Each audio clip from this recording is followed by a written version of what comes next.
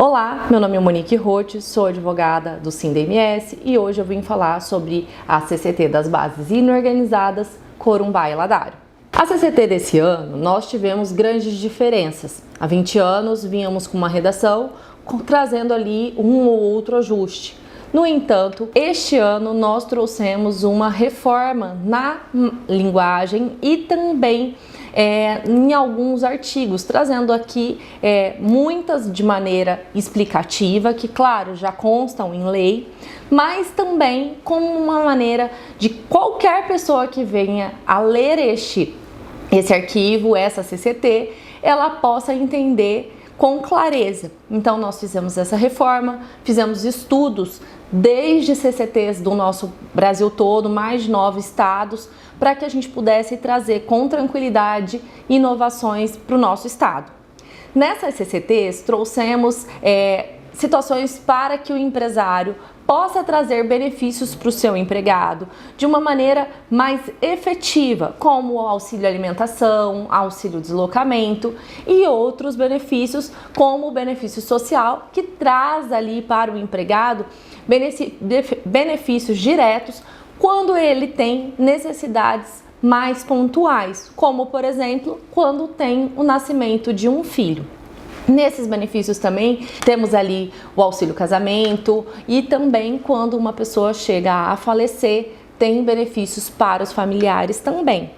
Então, hoje vamos falar pontualmente cláusula a cláusula para que vocês possam entender. E caso vocês tenham alguma dúvida, podem estar enviando para mim no e-mail jurídico@sindams.org.br. A primeira diferença que nós temos hoje em dia na nossa CCT é em relação à vigência. Essa CCT, pela primeira vez, ela vai ter validade de 2 anos, sendo discutido no ano de 2025 somente as cláusulas econômicas, que tratam de valores ou benefícios que estão sendo concedidos. Então, essa é a primeira diferença que você pode verificar na cláusula primeira, onde a gente tem ali a data base e no parágrafo único você tem ali descrevendo que essa CCT vai ser visualizada, trazido um aditivo nela para 2025, que seria 2025-2026. O piso salarial Corumbá e Ladário fechou-se em 1.490, que corresponde a 6,67 de hora trabalhada, e para o piso salarial do REPIS, da empresa que aderir ao REPIS, poderá fazer o pagamento do piso em 1.440, que corresponde a 6,54 a hora. Uma das inovações que nós trouxemos é o REPIS, como eu já disse, e nele temos os requisitos que são cumulativos. Sendo assim, o empresário que quiser trazer a sua empresa e aderir ao REPIS, ele precisa se enquadrar no regime de pisos salariais, que é MEI, ME, que é microempresa, e empresa de pequeno porte. Ele deve entregar junto com o requerimento que está disponível no site do SINDA-MS, preenchido com todas as informações constantes nele, deve entregar declaração de quitação da contribuição sindical, se for associado, associativa e da assistencial. Se não for associado, deve entregar a quitação só informando que não é associado e não tem nenhum débito aberto. Se algum trabalhador da sua empresa for associado e fizer a contribuição assistencial, deve fazer essa declaração também junto ao sindicato laboral e deve fazer o recolhimento da declaração junto ao site do benefício social. No site do benefício social você consegue tirar lá diretamente o termo de quitação desse benefício. Com todos esses documentos, você ou vai pessoalmente até o SINDA-MS ou entrega por meio de correio. Assim, com a entrega, dentro de 30 dias, o SINDA vai fazer a avaliação e caso exista algo que não esteja preenchendo o requisito, Primeiramente, envio uma resposta para vocês no e-mail que vocês colocarem no requerimento e posteriormente, se ainda assim não for cumprido os requisitos, aí há o indeferimento. No entanto, se for deferido, é emitida a carta, o certificado de adesão, que é assinado tanto pelo sindicato laboral quanto pelo sindicato patronal. Com isso, você pode praticar o piso salarial do Repis. No entanto, se você tiver esse indeferimento do Repis, você deve fazer o pagamento dos meses que, se porventura você fez o pagamento utilizando o piso do Repis, você deve pagar a diferença anterior. No entanto, se você tiver deferido, está tudo certo e você só deve fazer a renovação a cada 6 meses, conforme a cláusula 5ª. Os parágrafos que você vê sobre o Repis na nossa CCT tem todo o detalhamento de todo o passo a passo que você precisa fazer. No entanto, se houver alguma dúvida, você pode também enviar um e-mail no e-mail cct@sindams.org.br. Nas informações que você vai colocar no requerimento, existe a necessidade de você pegar a assinatura do seu contador, que vai atestar a veracidade de todas as informações que estão sendo colocadas no requerimento. Nesse mesmo requerimento, você vai fazer a declaração que há idoneidade de todas as informações prestadas. E caso exista a falsificação ou a divergência de alguma declaração, a empresa fica assim possibilitada de ter um indeferimento da adesão ao Repis. O Repis, ele deve ser renovado a cada semestre. Sendo assim, em janeiro inicia-se um novo semestre, né? E ele vai até agosto. De agosto até janeiro é o segundo semestre. Então, sempre nesses períodos é necessário que a empresa faça o envio de toda essa documentação, comprovando que está quites não só com todas as obrigações da CCT, mas também com as contribuições. A empresa também, como um requisito para a adesão do Repis, ela tem que estar associada ao sindicato patronal, que é o SINDA-MS. A correção salarial para os funcionários que têm o salário acima do piso, superior ao valor do piso, ficou em 4,5. Cláusula 9. Anotação da CTPS. Hoje já sabemos que a carteira de trabalho ela deve ser anotada. E aqui na CCT, mais uma vez, nós trouxemos isso como uma maneira de lembrar vocês, empresários, que não deve ficar sem essa anotação. Nesse caso, a CCT está trazendo um prazo que é o da CLT, que é a anotação em 5 dias. Então, empresário, não deixe de tomar esse cuidado. Descontos salariais, cláusula 10. Os descontos salariais são sim permitidos em lei. No entanto, existem descontos pontualmente permitidos na lei e você, empresário, deve se atentar a isso. No entanto, independente do desconto, é recomendável que vocês peçam a autorização por escrito dos seus empregados. Então, na nossa cláusula 10, temos ali essa anotação para que mais uma vez vocês não deixem de tomar esse cuidado. Cláusula 11, desconto alimentação. O desconto alimentação já é uma cláusula que temos há muito tempo em nossa CCT e ele pode ser até 3,5% do valor sobre o valor do salário base. Então, empresário, você deve, se fornecer a alimentação para o seu funcionário, fazer esse desconto. Lembrando que temos outras cláusulas na nossa CCT, como a cláusula do intervalo interjornada, que possibilita que o empresário faça a diminuição do intervalo caso faça o fornecimento da alimentação. Sendo assim, esse desconto é algo muito importante. E até então, a empresa não tinha a possibilidade de não fazer esse desconto. No entanto, agora com o parágrafo único do artigo da cláusula 11ª, nós temos a opção do empresário fazer esse desconto ou não. E como cuidado, o empresário deve fazer ali uma declaração do funcionário, isso uma sugestão, que o empresário faça uma declaração do seu funcionário alegando que recebeu o fornecimento dessa alimentação. Cláusula 12ª, risco do negócio.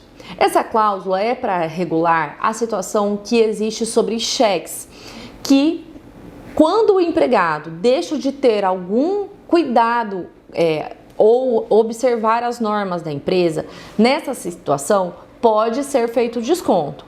No entanto, se ele tomou todos os cuidados e existia ali a provisão dos fundos, aí nesta situação ele não pode ter o desconto feito. Essa provisão de fundos deve ser feita, que é a nossa conhecida quebra de caixa, que também veio uma cláusula mais clara na nossa CCT. Cláusula 13, contrato de experiência. Essa cláusula veio como uma inovação. Já existem em outras CCTs do nosso país e como uma maneira de trazer uma possibilidade para o empresário ter períodos menores no período de experiência, trouxemos a possibilidade da divisão em até 3 períodos. Mas deve ser feito toda a documentação que é necessária para a prorrogação de cada período. No contrato, é necessário que o empresário tome o cuidado de delimitar o primeiro período e em um documento com a prorrogação deve estar delimitado o segundo e, se houver até a 3ª prorrogação, fazer a delimitação. Mas atenção, independente da divisão em 3 períodos ou em 2, o empresário não pode de maneira alguma passar do período de 90 dias, que é o estabelecido na Convenção Coletiva de Trabalho, na CLT. Nesta mesma cláusula, temos o parágrafo único, que traz ali a mesma letra da lei, que é a permissão para que, após 6 meses, caso você desligue esse funcionário e ele venha retornar na sua empresa, após 6 meses ele pode sim ter um novo período de experiência. Mas atenção, se você desligar esse funcionário e em menos de 6 meses fizer a recontratação dele, você não pode submetê-lo a novo período de experiência. Cláusula 14, intervalo intra-jornada.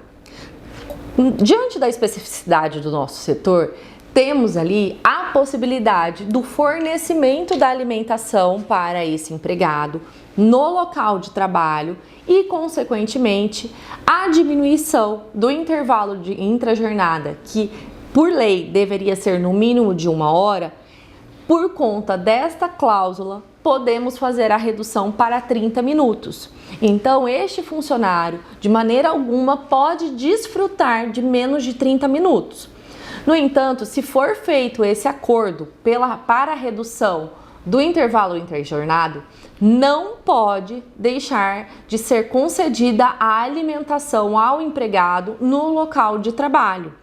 Isso porque, diante dessa situação, o empregado não tem a necessidade Diante dessa situação, o empregado não tem a necessidade do deslocamento e assim ele tem essa redução na jornada do trabalho. Contudo, se você não fizer o fornecimento no entanto, se você não fizer o fornecimento da alimentação e fizer a supressão desses 30 minutos, nessa situação você tem que fazer o pagamento desses 30 minutos suprimidos do intervalo intrajornada com o adicional de hora extra, que é os 60%. Então, além do tempo da hora normal, você paga ainda com o adicional de 60%, sob pena de você ter ali uma situação de um risco passivo. Então, não deixe de fazer o pagamento ou fazer a concessão da alimentação da maneira correta. E, acima de tudo, faça o acordo por escrito nessa situação que você optar em fornecer a alimentação e então fazer a redução do intervalo desse funcionário. Ainda na cláusula 14ª, que fala sobre o intervalo interjornada, temos a possibilidade de estender esse intervalo, que por lei poderia ser até 2 horas e que é no mínimo 1 hora, para até 6 horas. Isso porque o nosso setor existe a peculiaridade de ter ali refeições, às vezes no horário do almoço ou no café da manhã, e posteriormente esse estabelecimento vai servir de repente só um jantar. Então, diante disso, você também, empresário, pode fazer o acordo deste intervalo mais estendido para até 6 horas. Então, em vez de você dar o horário de almoço, você faz o intervalo de 6 horas entre uma jornada e a continuidade da segunda. Cláusula 15ª, intervalo interjornada. O que é isso, Monique? É o intervalo entre um dia e o outro. Antes nós tínhamos ele junto com a cláusula de intrajornada, que é o intervalo de alimentação. Mas, para que ficasse mais didático, fizemos a separação desse intervalo, deixando ele com uma cláusula própria. E atenção, empresário, o cuidado aqui que você deve ter é que entre um dia e o outro do trabalho, deve ter, do momento que esse funcionário parou de trabalhar para o outro dia, 11 horas. E isso não se aplica à situação da folga, que no caso da folga são 24 horas entre um dia e o outro. Cláusula 16ª, horas extras. As horas extras foram mantidas em 60% e ela deve ser paga sempre quando há o trabalho, e as horas extras devem ser pagas sempre quando há o trabalho, além das horas que são convencionadas no contrato de trabalho. Cláusula 17ª, feriados. Os feriados vieram em uma cláusula separada agora. Antes tínhamos ela em uma cláusula junto com os domingos e também com repouso semanal remunerado. No entanto, agora temos essa diferença que traz maior clareza. E atenção, temos um outro detalhe. O feriado agora, ele pode ser compensado dentro de até 30 dias. Antes, deveríamos fazer a compensação na semana seguinte. No entanto, agora, os feriados podem ser compensados em até 30 dias. Mas atenção novamente, se você deixar de fazer essa compensação, você deve fazer o pagamento desse feriado em dobro. Ainda na cláusula 17ª, trouxemos uma inovação, a título de recomendação, mas que todos nós devemos saber que é uma obrigação do empresário. Toda vez que houver ou a compensação ou o pagamento, deve ser anotado nas respectivas ou folha de pagamento a título de compensação, que se trata de compensação de feriado, ou então deve ser anotado no holerite feriado e o valor que foi pago a título de feriado. Cláusula 18ª, repouso semanal remunerado. Já tínhamos essa disposição, no entanto, trouxemos ela em uma cláusula separada, onde ficou somente falando sobre o repouso semanal remunerado. E o que é o nosso repouso semanal remunerado para a nossa categoria? É o dia de folga. Vai depender da sua jornada, mas aquele dia que é determinado ou em escala ou que não houver o expediente para esse funcionário, ele é a folga dele. Nesse dia, caso você precise convocar esse funcionário para o trabalho, deve ser feito o pagamento. Muitas pessoas fazem confusão, pensando que o descanso semanal remunerado deve ser necessariamente no domingo. No entanto, no nosso setor, boa parte das pessoas e das empresas precisam trabalhar aos domingos, feriados e tendo assim as folgas durante a semana. Então, independente do dia que essa folga cair, essa folga, uma vez que for trabalhada, ela deve ser remunerada. Cláusula 19ª, trabalhos aos domingos.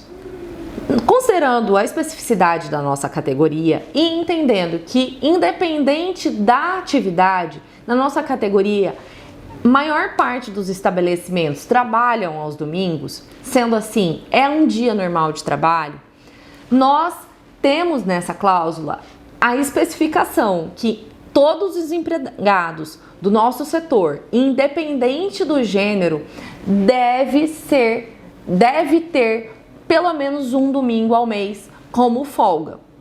Isso porque a lei trabalhista garante aos empregados uma folga no domingo ao mês. Sendo assim, caso esse empregado tenha que trabalhar neste dia de folga dele, que seria ao domingo, ele deve ou ter a compensação desse dia ou ter o pagamento em dobro desse dia de trabalho que foi realizado ao domingo. No entanto, a respeito desta cláusula 19ª, devo advertir e deixar ressalvado a todos vocês que temos diversos julgados atuais que tratam sobre os domingos das mulheres, que a princípio era dito na CLT que deveriam ser quinzenais. Isso em uma ação que é movida contra a Riachuelo, uma empresa do comércio e que não tem tantas especificidades quanto o nosso setor. A princípio, essa ação se aplica e esse julgado que for trazido a esta ação.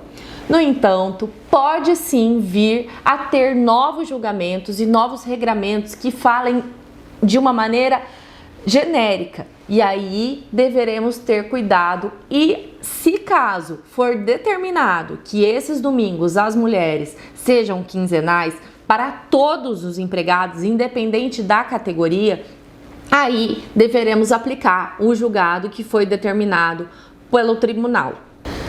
Cláusula 20. Trabalho noturno. Nós sabemos que na CLT já existe a disposição que todo trabalho que é feito entre as 22 e 5 horas da manhã deve ser pago com adicional de 20% em cima da hora normal. Ou seja, se eu tiver um trabalho de um funcionário meu das 10 da noite até 3, 4 ou que começou antes disso, mas passou das 22 horas, eu devo fazer o pagamento além do valor da hora normal com mais 20%. E assim, da mesma maneira, caso eu tenha um funcionário que iniciou a jornada antes das 22 e estendeu após as 5 horas da manhã, esse trabalho também deve ser com adicional de 20%. Isso a gente já tinha na nossa CLT. No entanto, em muitas consultas que eu recebo, já tive situações de empresários não saberem dessa informação. Então, trouxemos esse artigo a título de informação para vocês. Cláusula 21. Atraso.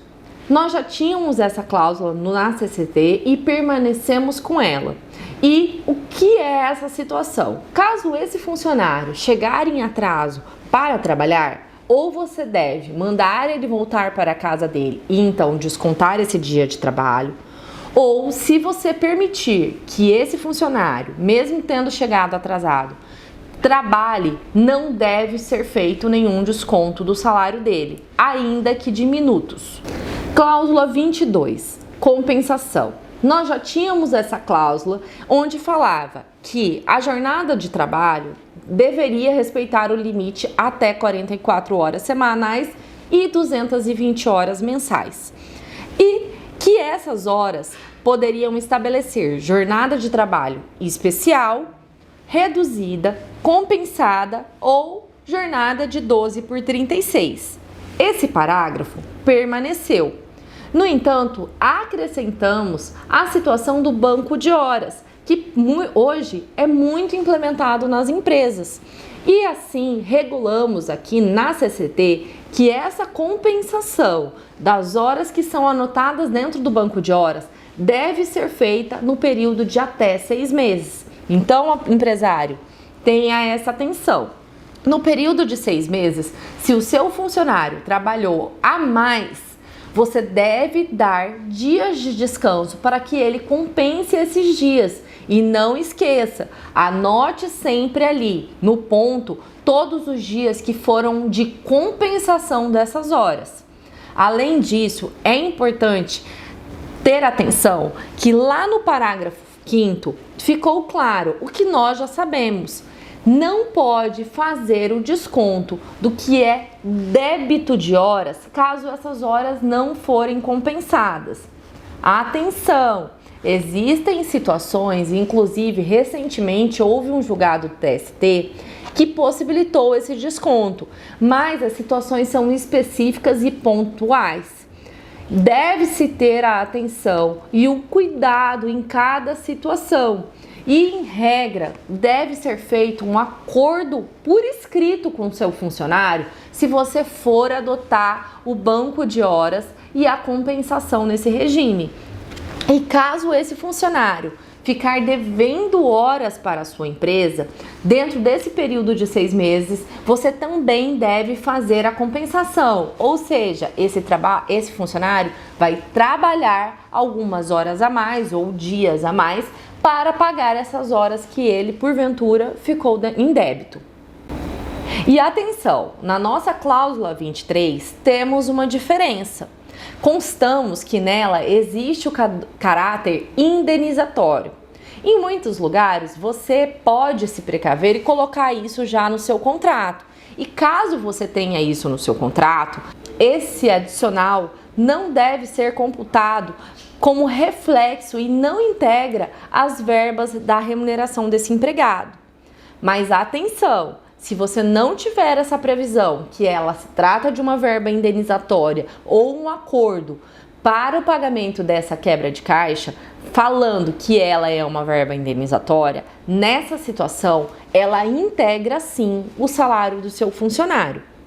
E outro ponto, ela não pode, se você não tem essa previsão colocada no seu contrato de trabalho, ser retirada de quem ela já é reconhecida como uma verba que não tenha caráter indenizatório. Cláusula 24. Fornecimento de uniforme. Essa cláusula nós já tínhamos em nossa CCT e nós sabemos que todo empresário que quiser que um funcionário utilize um uniforme, ele deve fornecer, seja qual for o acessório que você quer que o seu funcionário utilize, seja uma bota, uma calça, uma camiseta, um moletom, independente do que é, o empresário, uma vez que traz aquilo como uma obrigação, deve fornecer. Considerando isso e considerando que se esse funcionário danificar esse uniforme ou extraviar, trazendo ali um prejuízo à empresa, ele deve restituir sobre o valor daquela peça que for danificada ou extraviada. Sendo assim, trouxemos uma única diferença na nossa CCT a respeito disso. Que enquanto você for fazer o fornecimento desse uniforme, você deve, na hora que for fazer o recibo desse uniforme, constar o valor de cada uma dessas peças, para que assim você tenha uma relação clara com o seu funcionário, tendo ali desde o início a ciência dele de qual é o custo de cada uma dessas peças. Cláusula 25. Fornecimento de equipamento de proteção. O equipamento de proteção é uma medida de proteção não só para o trabalhador, mas também para a empresa, pois a responsabilidade, caso venha acontecer qualquer dano à saúde desse empregado, é da empresa. E esse dano se ocorrer durante o expediente ou trabalhando. Então, diante disso, empresário, você deve não só entregar esses equipamentos de proteção, mas fazer o treinamento e também fazer a conferência de que se esse funcionário utiliza esse equipamento de proteção. O equipamento de proteção, ele é obrigatório a utilização pelo funcionário. Então, o recomendado é você fazer um termo de entrega e constando ali as especificações de cada EPI. E é claro, não deixe de entregar o equipamento de proteção com as especificações que nele segue, para que seu funcionário não só tenha ciência, mas tenha como ter a consciência de como utilizar esse equipamento de proteção. Cláusula 26. Auxílio alimentação. Isso veio como uma inovação na tentativa de auxiliar os empresários a trazerem maior remuneração aos seus empregados e também para beneficiar aqueles funcionários que sim, têm muita responsabilidade no dia a dia e que dão o sangue pela empresa.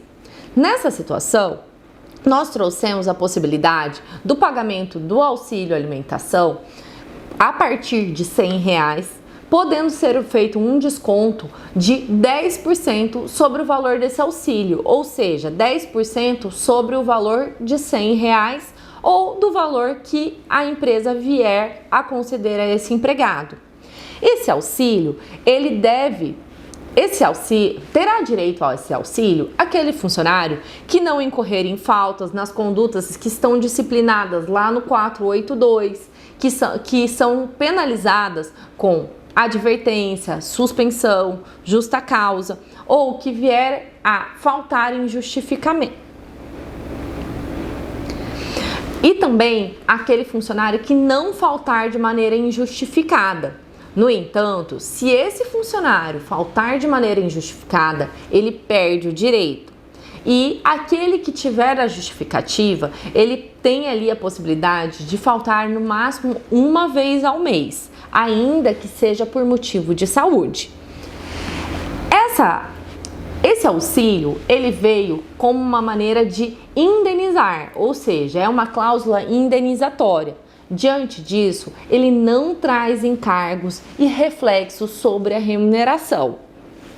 Mas é importante que o empresário tome o cuidado de fazer isso por meio de um acordo escrito, onde o funcionário fique ciente das regras dele e aceite essas regras, bem como esteja escrito caso o empresário decidir fazer o desconto de até 10% sobre esse benefício concedido.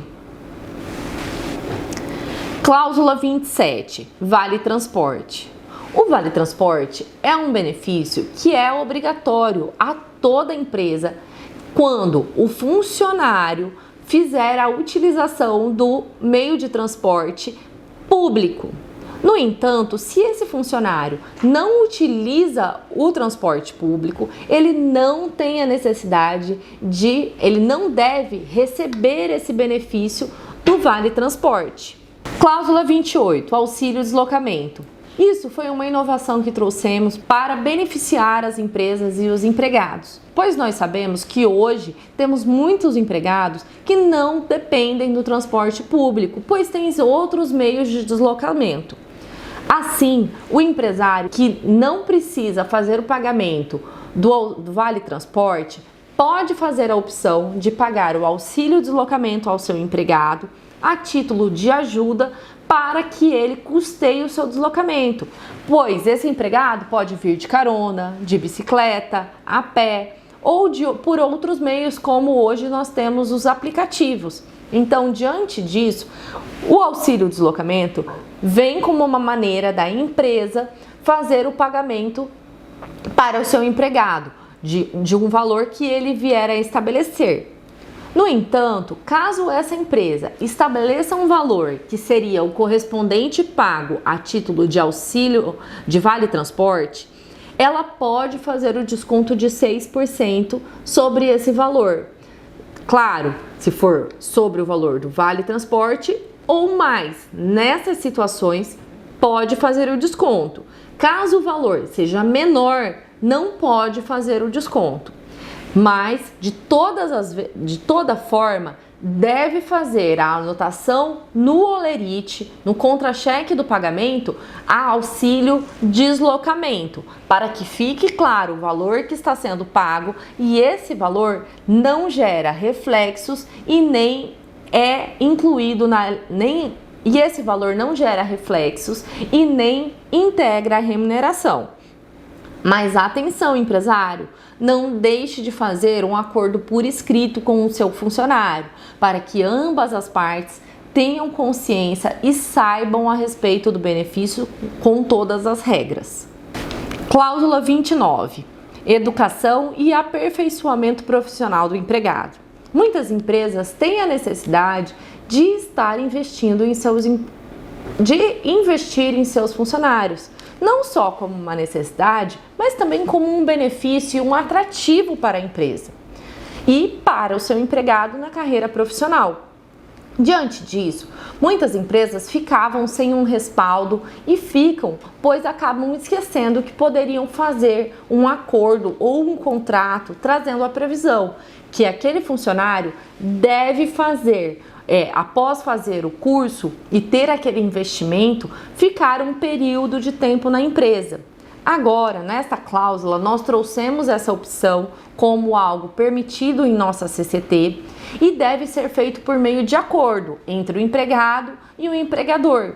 E é importante que neste acordo você não só coloque o investimento, mas também estabeleça de maneira razoável um prazo que este funcionário deve ficar vinculado na empresa, como uma maneira de trazer uma devolução pelo investimento feito em sua carreira.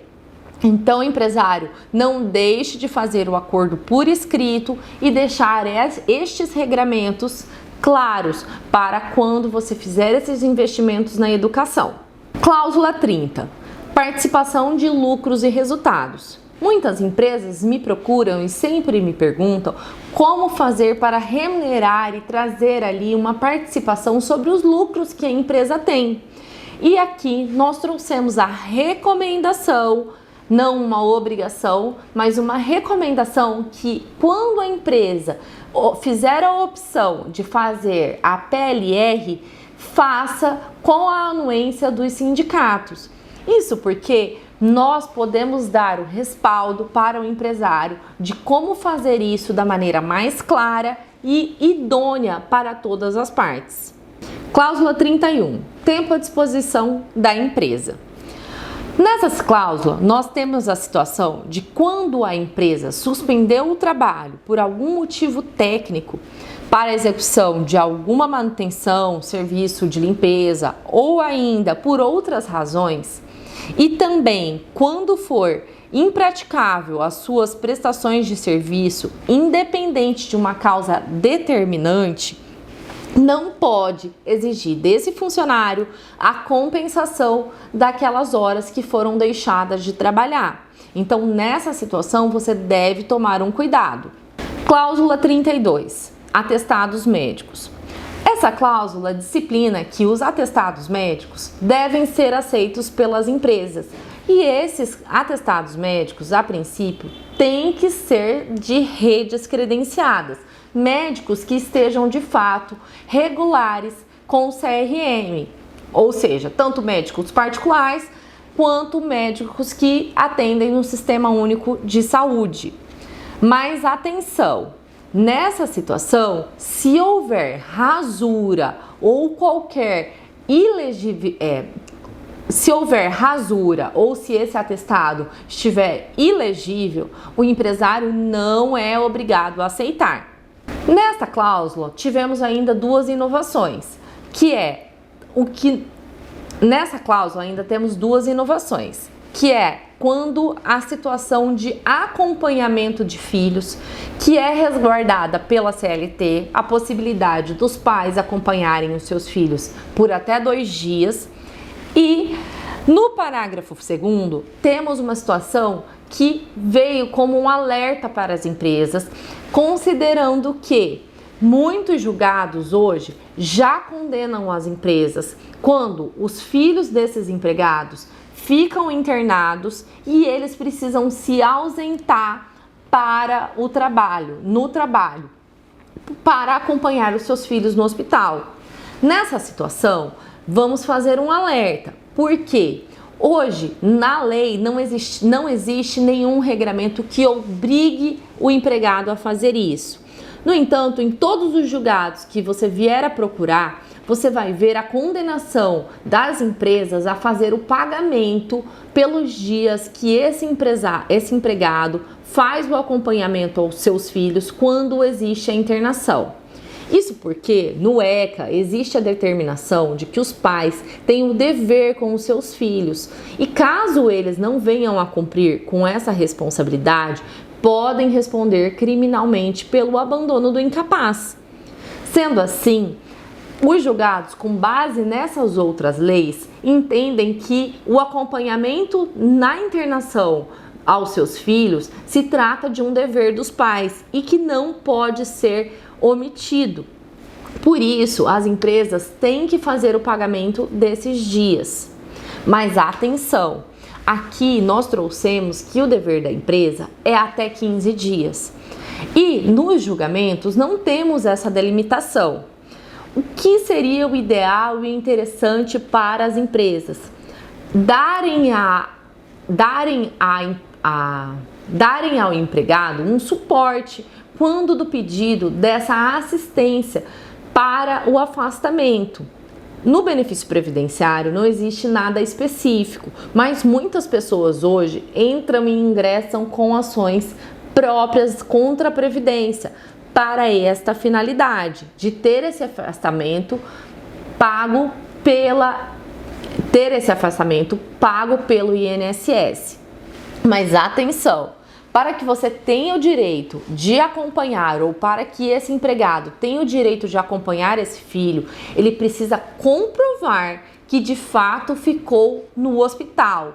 Esse empregado não vai trazer só um atestado de que esse filho estava no hospital. Ele tem que comprovar que ele esteve lá com um laudo médico, descrevendo que por todos os dias que constar nesse atestado, ele esteve ali acompanhando efetivamente no hospital. Ainda na cláusula 2ª, que fala sobre os atestados médicos, temos no parágrafo 2º o regramento que fala sobre o acompanhamento dos pais aos filhos que estão internados, estes filhos menores de 12 anos.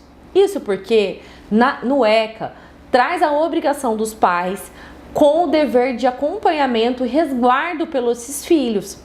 Diante disso, temos não um julgado, não temos uma lei específica sobre essa situação que obrigue as empresas a custear isso.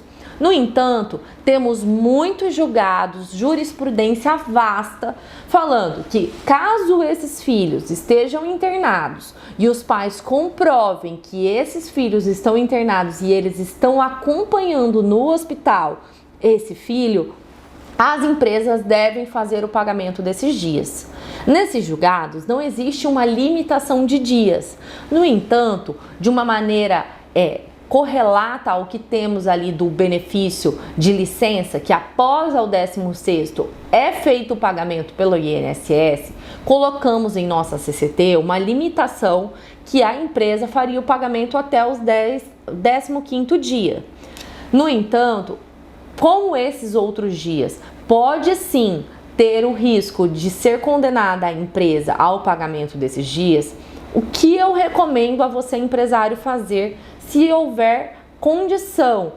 Trazer esse funcionário a um jurídico para que ele ingresse com uma ação previdenciária pedindo esse benefício para o seu empregado, para que ele receba isso diretamente do INSS. Mas a ressalva, existe um risco porque muitas vezes as empresas são orientadas a não fazer o pagamento desses dias e assim como não existe nenhum regramento, ele poderia não fazer e aí nasce uma possibilidade de um passivo. A recomendação seria que fosse feito o pagamento. Mas, como eu disse, não existe uma lei, e sim julgados recorrentes sobre esse tema. Então, tome cuidado. A nossa CCT trouxe isso como uma recomendação de cuidado e para que a empresa faça o pagamento até o 15º dia. Cláusula 33, estabilidade gestante. Nós temos o tempo de estabilidade da gestante de 5 meses. Cláusula 34, retorno à previdência. Essa cláusula veio como uma sugestão, veio para explicar a questão da previdência, pois hoje nós temos a questão do limbo jurídico, que é quando esse funcionário que após uma licença acaba não retornando, muitas vezes porque está aguardando um recurso do INSS. Mas nesse período, esses empregados acabam, às vezes, não vindo à empresa trazer uma satisfação ou pontuar à empresa que foi feito o protocolo de um recurso, pois, de repente, o médico dele permaneceu ou entende que ele deve permanecer em licença. Nessas situações, trouxemos aqui na cláusula 34 o regramento que deve ser informado a esse empregado em situações como em caso de recurso. Nessas situações, como está descrito aqui na cláusula, no parágrafo 1º, o empregado que tenha ingressado com recurso contra a alta previdenciária, ele deve comunicar à empresa por escrito. Sendo assim, a empresa fica ciente que ele tem um recurso, mas nessa situação, o empregado também deve fazer uma declaração, pois, considerando que ele tem uma alta previdenciária, ele deveria retornar à empresa no primeiro dia útil após a alta. E se ele fizer a opção de não retornar ou ele não tiver de fato condições de saúde para retornar, nessa situação ele deve fazer uma declaração assumindo o risco desta situação, de não ter a remuneração e ter os dias de desconto feitos pela empresa. Atenção! Como diz no parágrafo 3º, você, empresário, não pode deixar de cientificar o seu empregado a respeito dessa cláusula, caso ele traga para você um atestado que ele terá direito à licença. Então, faça isso por escrito. Cláusula 35. Deficiente físico. As empresas se comprometem a não fazer restrições para a admissão de pessoas que tenham qualquer tipo de deficiência física, sempre que as circunstâncias materiais e administrativas da empresa assim permitirem. Cláusula 36. Provas de vestibular ou Enem. Fica assegurado o abono de faltas ao colaborador que for fazer provas de Enem ou de vestibular. No entanto, esse abono é somente do dia da prova. Cláusula 37. Aviso prévio. O empregado que for demitido e no curso deste aviso prévio obtiver outro emprego, nesse período, ele deve trazer uma declaração da empresa que irá contratá-lo para comprovar isso ao empregador e assim a empresa fica dispensada de pagar o restante dos dias que não forem trabalhados, que deveriam ser trabalhados a título de aviso prévio. Cláusula 38. Jornada de trabalho em tempo parcial. Você já conhece essa modalidade? Ela já estava em nossa CCT, no entanto, ela permitia que as empresas contratassem funcionários nessa modalidade que trabalhassem até 3 dias numa semana, com a limitação de 26 horas semanais. No entanto, nós trouxemos um diferencial, atendendo então o que está na lei, pois ampliamos para 4 dias e 30 horas semanais. Então, atenção, empresário, você não pode fazer horas extras se você tiver um trabalho de 30 horas, apenas se for menor do que isso. O regramento do tempo parcial permanece o mesmo. No entanto, nós trouxemos aqui no parágrafo único também uma clareza a respeito dessa situação, pois nessa modalidade, o empresário pode fazer a opção de pagar ou não para o empregado que for contratado nesse regime os benefícios que paga para os outros funcionários. Cláusula 39. Trabalho intermitente. Essa cláusula já tínhamos em algumas CCTs do nosso estado, mas com o regramento anterior, que é o genérico do contrato intermitente que está em lei. Agora, em nossa CCT, trouxemos algumas diferenças. É claro que você, empresário, deve fazer o registro em carteira e também fazer a intimação desse funcionário com uma antecedência de 48 horas. Mas atenção, na nossa CCT trouxemos a delimitação de que esse empregado contratado em regime de contrato de trabalho intermitente, ele pode trabalhar apenas 2 vezes na semana, ou seja, até 20 horas semanais ou 80 horas mensais. O que eu quero dizer com isso? Esse funcionário que for trabalhar 8 horas pode fazer no máximo 2 horas de horas extras, tendo ali uma jornada de até 10 horas. Sendo assim, se ele trabalhar 2 dias na semana, ele terá uma jornada semanal de 20 horas. E por que nós trouxemos tantas especificações e um regramento tão específico nessa situação? para contribuir com a nossa categoria, onde muitos empregados não querem ficar vinculados apenas com uma empresa, ou nas situações que a empresa precisa contratar esporadicamente um funcionário. Diante disso, nós trouxemos essa possibilidade para que as empresas evitem a contratação de diaristas ou frees, que é um regramento que não existe na nossa CLT, salvo para a questão das domésticas, que não se aplicam no comércio, como é o caso da nossa categoria. Então, empresário, ao invés de você contratar uma pessoa por diária ou free, traga a possibilidade deste contrato intermitente, que o funcionário vai ter todos os respaldos jurídicos possíveis, que é o recolhimento das verbas de INSS, FGTS, ele vai ter o direito às férias, a 13º, tudo da maneira proporcional. E atenção, isso não é um resguardo só para a empresa, mas também para o empregado, porque caso esse funcionário vier a sofrer um acidente, ele tem o respaldo dos benefícios sociais que são concedidos pela Previdência. Então, empresário, isso é um alerta nosso para vocês. Evitem a contratação ou não façam de maneira nenhuma a contratação de diárias e frees. Faça a contratação pela modalidade intermitente. Esse funcionário, ele não fica vinculado todos os dias. Ele pode fazer a negativa de trabalhar caso ele não queira. Faz o registro e é feito os pagamentos de maneira proporcional. Caso você tenha alguma dúvida ainda sobre esse regramento ou sobre essa modalidade, não deixe de consultar a nós. Envie um e-mail pelo jurídico@sindams.org.br. Nesse regramento, nós estabelecemos em nossa CCT uma diária mínima de R$ 80. A empresa pode, se tiver condições, fazer o pagamento de uma diária num valor maior. No entanto, independente do valor da diária que for paga, ela deve ela deve arcar totalmente com os custos de INSS e FGTS, ou seja, ela não vai fazer o desconto da parte do empregado, ela vai fazer o pagamento do INSS e FGTS da parte dela e da parte do empregado, num único recolhimento, sem ter nenhum desconto sobre o valor da diária. Cláusula 40, gorjeta.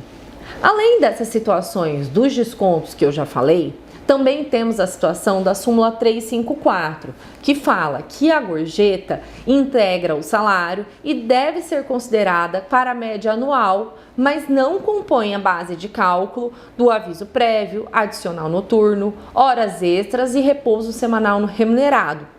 Nessa situação, você deve tomar cuidado se a sua empresa decidir não fazer mais o pagamento da gorjeta.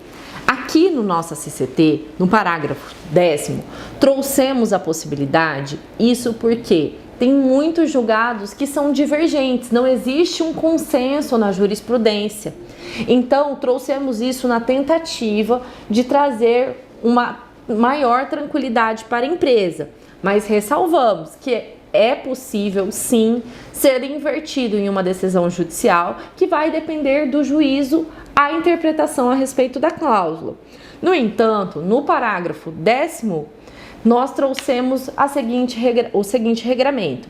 Caso a empresa que fizer o acordo da gorjeta com a anuência do sindicato, ou seja, com a homologação do sindicato, ele não terá a integração da gorjeta para todos os fins. Nessa situação, caso a empresa deixe de cobrar a gorjeta, aquele valor que é pago pela gorjeta não fica incorporado ao salário. A gorjeta, trouxemos também o regramento sobre a gorjeta espontânea, que é aquela quando a empresa não faz a opção de fazer o pagamento na empresa.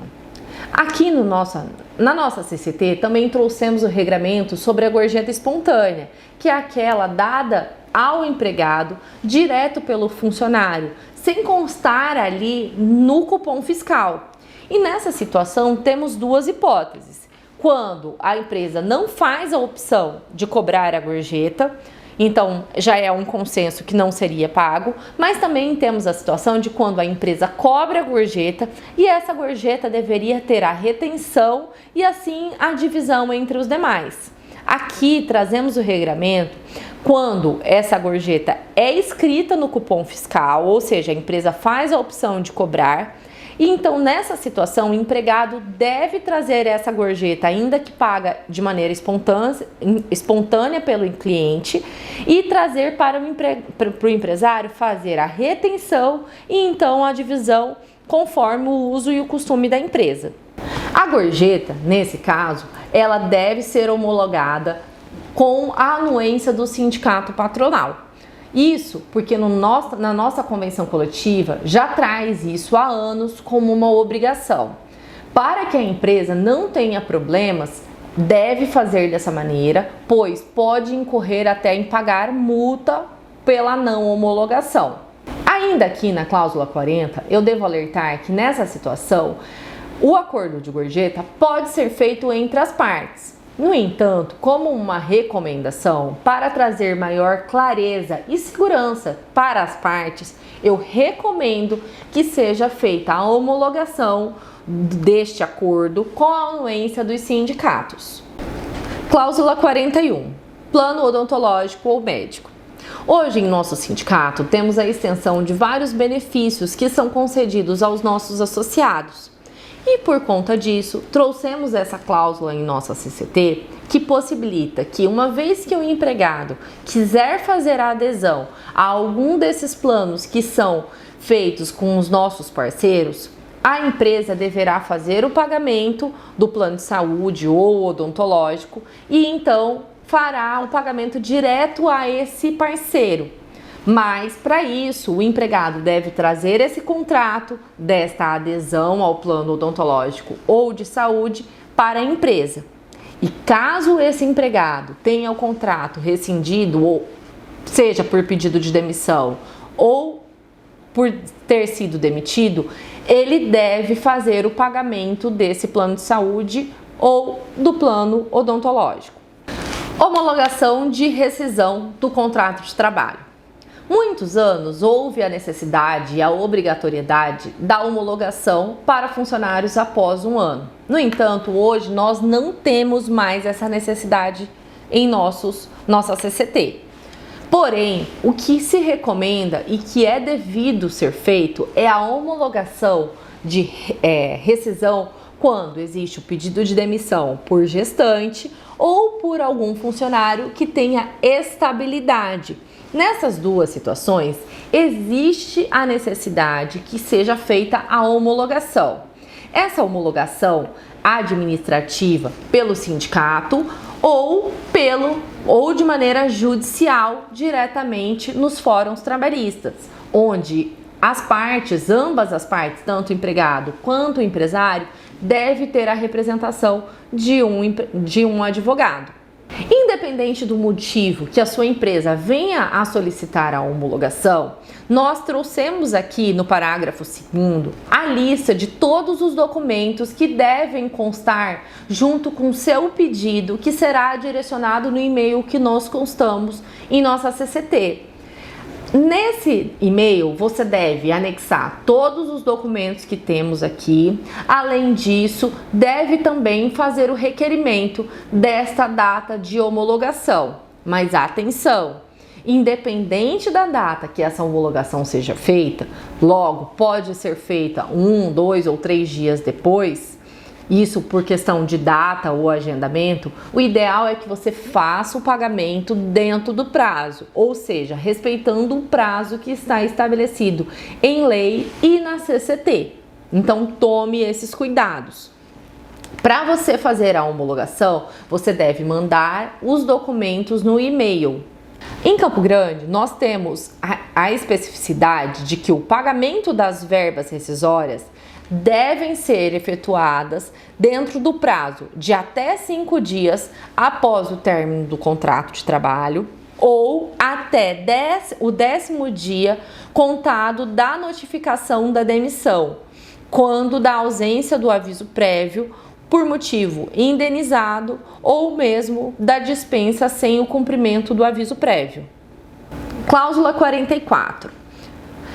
Curso no sindicato. No decorrer do curso que o sindicato vier a promover, as empresas poderão conceder estágios aos estudantes, conforme disciplina a Lei 6.494 de 1977. Cláusula 45. Benefício social familiar. Esse benefício social familiar, ele deve ser pago por todas as empresas que estão abaixo da nossa categoria, ou seja, toda empresa que fizer parte do setor de hospedagem e alimentação. E isso é independente dessa empresa estar ou não associada ao sindicato, ou deste empregado estar ou não associado ao sindicato laboral. Estes benefícios, eles são devidos independente desta empresa arcar ou não com esses custos. No entanto, caso a empresa não arque, ela estará descumprindo uma cláusula da CCT e consequentemente, terá outras implicações. Além, é claro, da possibilidade da cobrança judicial deste benefício.